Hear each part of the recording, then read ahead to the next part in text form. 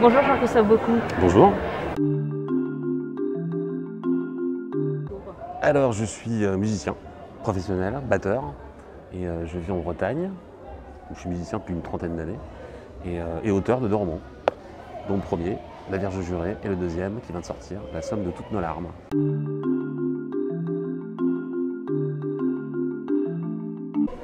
Alors je suis très mauvais en pitch, comme tout le monde. C'est l'histoire d'une vengeance, en fait. C'est 2 enfants qui assistent au massacre de leurs parents sur l'île de la Gonâve, c'est au large de Port-au-Prince. Et les parents sont assassinés par des casques bleus, en fait, trafiquants de drogue. Et le bouquin parle de leur vengeance, en fait, parce qu'ils se retrouvent des années plus tard, les 2 enfants, et voilà, ils ont traqué les assassins de leurs parents.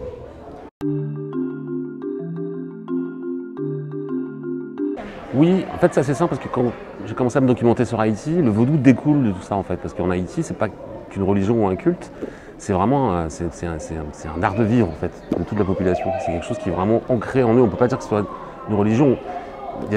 Certains Haïtiens peuvent être catholiques ou musulmans, peu importe, mais ils sont tous 100% vaudou. C'est ce qui m'a amené à creuser ça, mais c'est un vaudou qui est un petit peu différent du vaudou habituel en Afrique, aux États-Unis ou en Louisiane, avec la tradition du baron samedi, tout ça. C'est un vaudou qui est un peu plus, comment dirais-je, je voulais pas tomber dans le folklore. Enfin, voilà. Donc j'ai essayé d'être le plus respectueux possible de la tradition vaudou haïtienne, telle qu'elle se pratique encore aujourd'hui. Alors les Burnéchas, ça existe vraiment. Et c'est ce qu'on appelle donc des vierges jurées ou des vierges sous serment. Et ce sont donc des jeunes femmes ou des femmes qui peuvent endosser l'identité d'un homme. Alors tout ça correspond à ce qu'on appelle un coutumier, un code qui s'appelle le canoun. Et le canoun, c'est un espèce de code qui régit un petit peu tout ce qui est famille, tout ce qui est, c'est un code très ancien, tout ce qui est famille, dépenses, comment élever les enfants.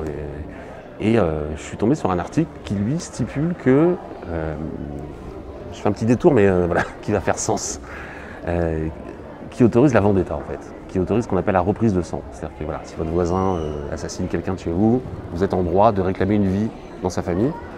Et ce qui fait que dans certaines familles, hélas, il n'y a plus d'enfants mâles, il n'y a plus de garçons, parce que voilà, ils sont tous victimes, ils ont tous été victimes de vendetta. Et du coup, quand il n'y a plus de garçons, il n'y a plus que des filles. Et donc, cette loi du canoun, ce code, autorise une fille à prendre l'identité d'un garçon pour se substituer au fils aîné disparu. Voilà. Donc il y a tout un cérémonial, et alors rien de sexuel ou de genré là-dedans, c'est vraiment prendre l'identité d'un garçon, d'un homme. Et du coup, cette jeune femme qui devient un homme se coupe les cheveux, porte des pantalons, est autorisée à porter des armes, à boire de l'alcool, à jouer de la musique, ce qui paraît encore assez voilà, un peu féodal. Et je trouvais ça assez passionnant parce que c'était un terreau assez idéal, en fait, pour un polar, et assez atypique, parce que du coup voilà, ça s'ancrait dans un territoire plutôt méconnu, l'Albanie. Sauf que l'Albanie, c'est quand même très très proche de chez nous, hein. Il y a une frontière avec la Grèce, hein, donc, voilà. Et ça reste un pays qui est sur le continent européen, mais qui n'est pas dans l'Union européenne. Et c'est un pays extrêmement encore sauvage, mystérieux, et voilà, ça m'a passionné. Et c'était un petit peu le même ressort dramatique qui m'a amené ensuite en Haïti. Et moi j'aime ça, en fait, les territoires. Pour moi, un territoire, c'est comme un personnage de roman. Et j'aime cette dimension-là de territoire incarné, en fait, comme un personnage. Et je vais poursuivre d'ailleurs dans cette veine-là sur le 3e, mais bon.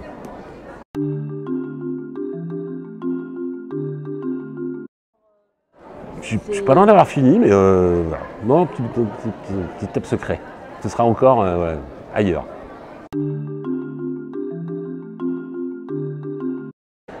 Du polar, de la littérature,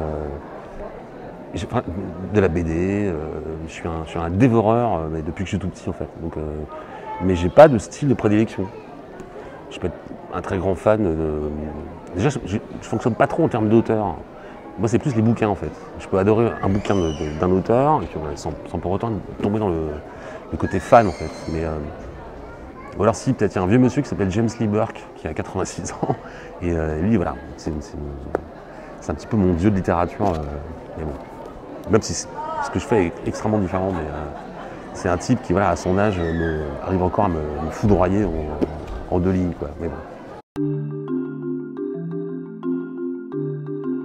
Alors je ne serais pas un personnage de fiction. Si je devais être quelqu'un, je serais probablement John Bonham, batteur de Led Zeppelin, mais en me souhaitant une vie un petit peu plus longue. Merci beaucoup, Jean-Christophe. Merci à vous. Je vous donne rendez-vous sur Polar Zone Livre, également sur notre chaîne YouTube si vous avez envie de découvrir d'autres interviews. Je vous invite également à vous rendre sur Hello Asso si vous avez envie de soutenir notre travail. Et puis si vous avez aimé cette vidéo, n'hésitez pas à la liker avec un pouce bleu et à laisser également un commentaire. Et puis n'oubliez pas de vous abonner à la chaîne. Merci et à très bientôt.